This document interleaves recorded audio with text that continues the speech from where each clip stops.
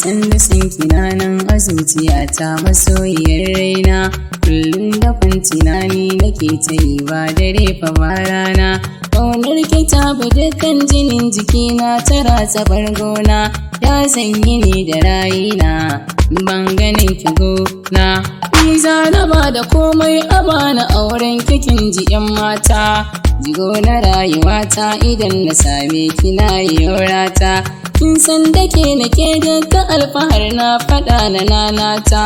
Dukkan abin da zan ce akan kike ma a baya kin furta. Ruwan zuma da alka kina haɗa za na baki 'yar gata.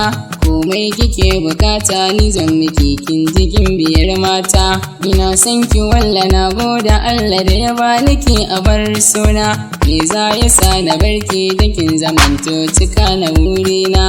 Ni da kiɗin aminai ne kuma tuntuni masoya ne. Idan maƙiyanmu mun tsone su gamu a ranar ƙarya ne. Sai na kira dukkanin fa masoya su zo su kalle mu. Dan na ji gari ya ɗauka kowa yana ta zancen mu. Koromiyan da Juliyan to sa jinjina wa ƙaunar mu. Daga kin fito da na fito ai sai in gana ta nuna mu.